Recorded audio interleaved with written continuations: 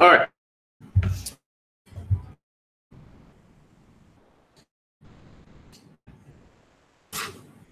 So central nervous system has both brain and the spinal cord. The brain stores part of the nervous system, what sends all the messages everywhere, senses the muscles for the body to make decisions. Spinal cord, remember, has two functions: transmits messages to the brain from other parts of your body, like there's something here that I'm touching, and the inner part has your life-saving reflexes, right? That very, very inner portion. All right, and this was the last time I believe we talked about those efferent neurons, or your motor neurons are the ones that sort of allow you to move your body, say extend or flex or whatever you need to do. Then you have afferent neurons, which are in charge of your sensory. So that is basically you can feel something, touch something, you feel that it's there in front of you. And inner neurons. So inner neurons are neurons that are inside of those systems, those life-saving systems that we discussed. Okay. So let's talk a little more in depth about the peripheral nervous system. More interesting of the two, in my opinion, because they're that your body thinks and does things that you don't know it's doing, right? So peripheral nervous system is all neurons and nerves that are not a part of the brain and okay, so what is the peripheral nervous system if you write it down? You do what it was, in case I ever ask you it again. Peripheral system is anything not the brain or the spinal cord.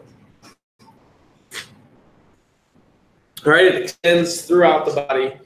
And there are systems within that peripheral nervous system, the autonomic and the somatic. All right, we'll do somatic first because it's the odd one out here. Remember, the somatic nervous system is driving down the road, all of a sudden somebody comes into your lane and you have to decide what to do. Swerve left, swerve right, brake, accelerate, try and get by them before they go fully into your lane. Whatever those things are, the sort of knee-jerk reactions, that's your somatic system. All right? So, very quick. So, these neurons carry messages. So, all of your neurons carry messages, like the brain and the spinal cord, right?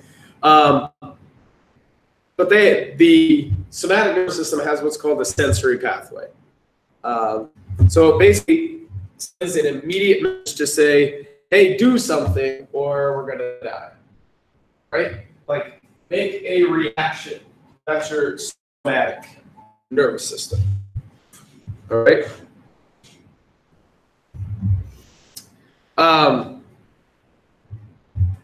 It's not really that, okay. It's more just, and this isn't fighting, remember, sympathetic. But this is sort of that, I need to do something real quick, right? Now we're going to talk about autonomic nervous system. It consists of the parasympathetic and sympathetic nervous systems, nervous systems. So if you remember, the sympathetic nervous system is your fight or flight response. It's your okay, send adrenaline, it is raise your heart rate, it is all those kind of things.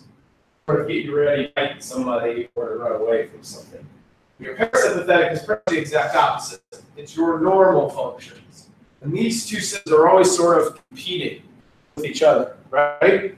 Like when you drive past a police officer and you're speeding and they haven't pulled out yet. You don't know if they're going to, right? And you get that feeling in the pit of your stomach and you get realness, right? That's our sympathetic system saying, overdrive, heart rate, blood pressure, all of those things, all of the glands, all the endocrine system stuff, right? The parasympathetic nervous system is when you realize that they pull out and you're not getting a ticket, you start slowing down, relaxing a little bit more, your heart rate goes back down, your stomach comes out of your throat, goes back down where it's supposed to be, right? So parasympathetic, sympathetic always work kind of against each other. Right?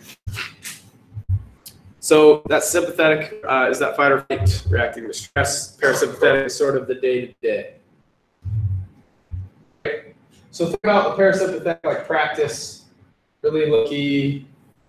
If you're in sports or band or something. Parasympathetic is for just going through practice, kind of learning what to do. Sympathetic is doing it, make it happen, game time type thing.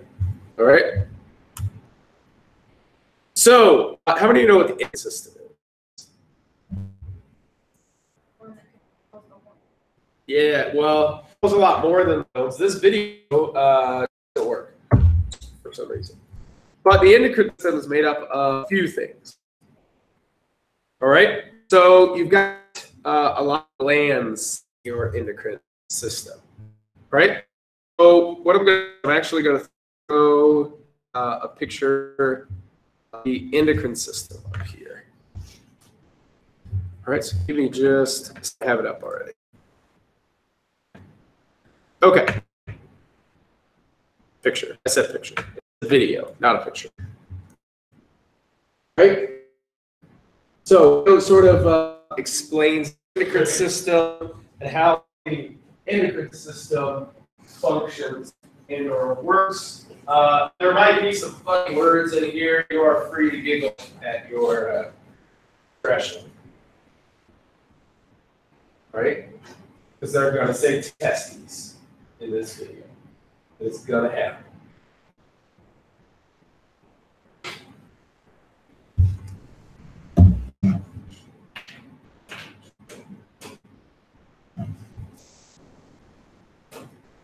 A semi-trans woman. But these organs that are depicted, these organs secrete molecules into the bloodstream. An organ that secretes things, they're called glands. And they secrete these molecules into the bloodstream that regulate other parts of the body that might be quite far away from the organs the glands actually do the secretion. And so these molecules that regulate other parts of the body, these are called hormones. And the word hormone comes from Greek, which means to set in motion. So one way to think about it, these molecules that set things in motion in other positive parts of the body. This is really to regulate the body function. Now, this entire system of glands is referred to as the endocrine system. Endo referring to the fact that it's acting within the body. Crine originally comes from Greek for to sift or to differentiate something. And it's the system of organs, you say glands, that are secreting molecules, these hormones into the bloodstream to regulate the body. I'm not going to go in depth in all of these endocrine glands, but just to give you an appreciation of what they do and what these hormones are all about, we can list the more common ones that you might have. So, for example, the thyroid gland produces thyroid hormone. This is a version of thyroid hormone. You see your carbon in the dark gray, your hydrogens in the white, you see your oxygen in the red, and blue. These big atoms, these are iodine. And thyroid hormone plays an important role in your metabolism. In fact, if you have too much thyroid hormone, that's a disorder called hyperthyroidism, which will make your metabolism overactive. Likewise, if you have too little thyroid hormone, that's a disorder known as hypothyroidism, in which case your metabolism isn't active enough. You have hormones like adrenaline that are released by the adrenal gland. That's where it gets the word adrenaline from. It's often known as epinephrine. And adrenaline, you might hear like, hey, so-and-so is an adrenaline junkie, which means they really like a thrill. And adrenaline actually does play a role there. It's involved in the fight or flight response, where it'll increase heart rate and increase blood flow to the muscles. What's really interesting in all these hormones, there's so many impacts on the body. They're released in the bloodstream, and to different cells, they might do different things. Over here is a variation of estrogen, which is produced primarily in females in the ovaries, but it also exists in the male body. It's associated with a lot of female bodily function, but once again, not strictly female. Estrogen also exists in males. Similarly, you have testosterone, which is associated with male function, but it also exists in females. And it's primarily produced in men in testes, thus the name testosterone. But it can also be produced by the adrenal gland, and in women, it can be produced by the ovaries. But you could also have a molecule like insulin, which you can see is much larger than the other hormones that you look at. It's produced in the pancreas. That plays a super important role in how we process sugars how we store fat, and scientists are constantly discovering new roles for these various hormones. Insulin in particular, you might associate with diabetes. People with type 1 diabetes aren't able to produce enough insulin to take the sugar out of their bloodstream. The cells absorb the sugar. Insulin will bind to the cell so that it will start taking in sugar from the bloodstream. People with type 2 diabetes, they have an insensitivity to insulin, so they have to take extra in order for their cells to take the proper sugar. The big idea here is that the endocrine system, although it might not be as obvious or it might not be well known as something like, say, the nervous system, is a pivotal role in your body. It helps regulate your body. It helps keep it at the right temperature, the right blood pressure, your heart beating at the right rate. One way to think about this is the notion of homeostasis, which is derived from similar and staying the same. So keeping your body at temperature regardless of what the temperature is outside, regardless of what your body's doing. There's a whole series of roles that these hormones, which are released by endocrine glands, actually do. All right. That's one thing.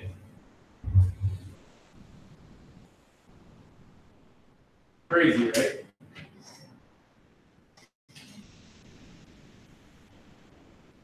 So the endocrine system, basically any organ or thing in your body that secretes hormones.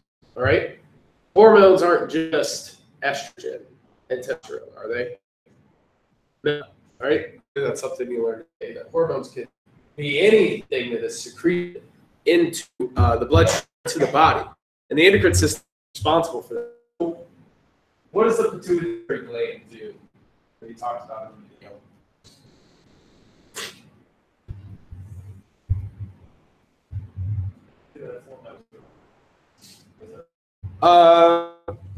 Yeah, you could explain it like that. It primarily do with like it basically tells other hormones to release their hormones. That's sort of the growth, the HGH. You know what HGH is? Growth hormone. Pituitary gland releases that. Okay. So it's the master gland, if you will, one that's in charge of all other glands. And we should have talked about the pineal gland as well. So north of the pituitary gland, right? What does that do?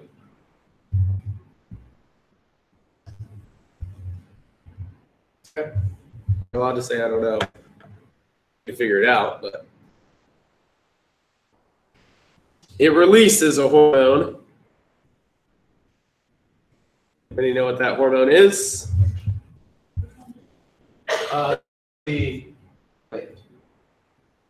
The very top one.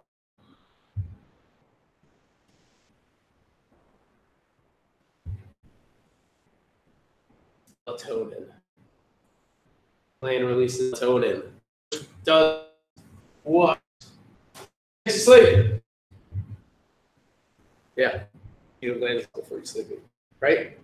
Or lay in bed and you're like, man, I wish I could go to sleep. Gland's full. Next, the thyroid gland that is usually found around the neck area here. So if you see somebody very large down here, just above the collarbone, because they have an inflamed thyroid.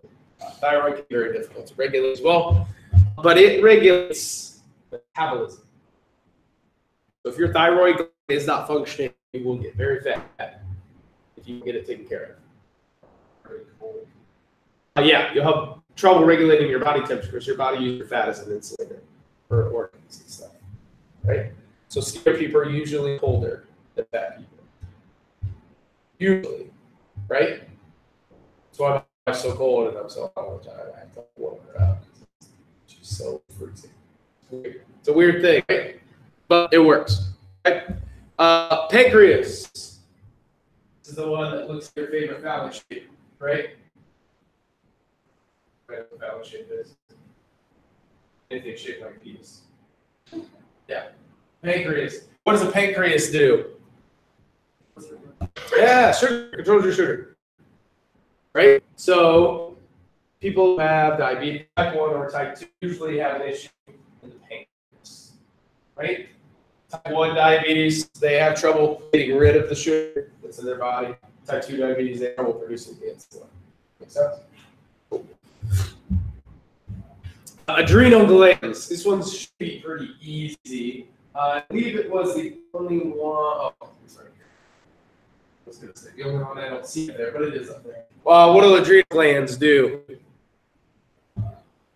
Release adrenaline, but they do a lot of stuff, right? Because adrenal glands can also produce sex hormones, right? That's both estrogen and testosterone. And they are sort of responsible for the sexual changes. Puberty, your favorite time in life, right? They're sort of responsible for that during adolescence, all right? So your teenage acne, adrenal glands, blame them. Gonads, this is both the ovary and the testes. So gonads, not a specific term to a male or female, that's present in both of them. Gonads in a female are called the ovaries, and the gonads in a male are called the testes. These are primary sex glands, and they secrete those hormones for sexual development and proper sexual development on a timeline. All right, so when things should happen. Now that timeline is different based on pretty much whatever your gonads want to do, right? Some people hit puberty very early, and if you're one of those people that did not, you were really jealous for a couple of years until you caught up, and then now you're right there, right? Sort of how it works. All right, so the ovaries are the female, the testes male. The secondary function for these the endocrine system, these glands is to reproduce, right? That's an optional part of life. Right? You have to go through puberty, but you don't have to have kids. So that's sort of the secondary thing. All right. The endocrine system is sort of linked to your immune system. So what I mean by that is if it releases too much or too little of things, it can make you sick, right? So if you have an issue with your endocrine system, it can sort of affect that immune system. Your immune system is basically your cells, your organs, and the chemicals in the body that react to diseases and injuries and things like that. All right? So, for example, when you get a concussion, your pineal glands, it says your brain's in danger, you need to go to sleep to protect yourself. But your brain doesn't know that's actually not a good thing to do. We have to keep you awake so that we can see if your brain is functioning properly, right? If you are knocked out, that means your pineal gland is overpowering your central nervous system and your autonomic, your central and your peripheral nervous system, including your autonomic nervous system, because they're giving you fight or flight responses. They're doing things that should wake you up. And if they don't, they know that it's a serious brain injury, right? And your body will attempt to start fixing those things. Oh, it doesn't necessarily have to be injuries, either it could be diseases or viruses, things like that. So, like for example, your metabolism can help metabolize and get rid of certain viruses that don't get you sick. But a child, an infant, of those same bacteria, because they've never been exposed to it before. That's why kids and adolescents and even high school kids get sick more often than adults do, because they haven't been exposed to enough bacteria yet. All right? And last but not least, thymus gland. It's located pretty close to your heart. All right, it's or just below the collarbone, kind of right here on your second thoracic vertebrae, right here, rib. So, kind of near your sternum, if you know where that is. But it produces hormones that helps fight off infections and diseases that go along with your immune system, right? So if you get pneumonia, the thymus gland will send antibodies to the portion of pneumonia to try to fight it off.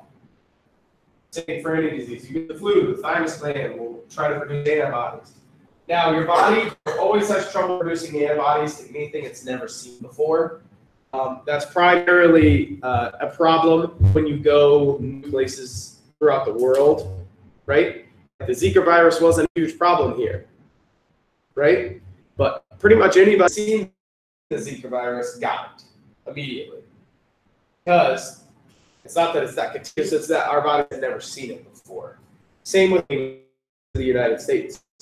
HIV had been around in Southern African nations for a very long time. Once it came to the United States, it sort of just swept everybody, right? Any contact. But now, we're a lot more careful with what we do, of course. Not quite as bad because bodies have sort of built antibodies. If you're looking for an example, Magic Johnson. He's had HIV for almost 40 years now. That's really a long time for somebody with HIV. And that is AIDS. That's just crazy. But it's because our bodies have learned to create antibodies. Given medication creates antibodies that fights that HIV virus, right? So the thymus gland really helps us produce and replicate those cells that we can fight off infections or to heal from injury. All right? So good. Any questions over the endocrine system?